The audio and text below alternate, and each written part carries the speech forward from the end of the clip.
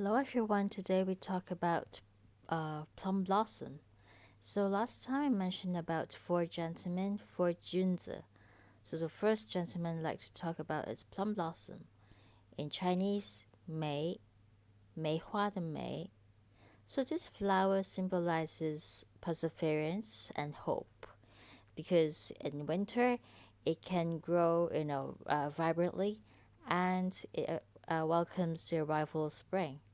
So this flower is like having the quality of being strong and tough and be able to endure adverse conditions.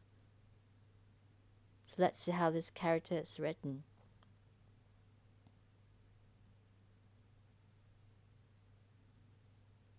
So I hope that we all have this kind of quality and be able to overcome whatever bad conditions that we encounter and to be brave and strong.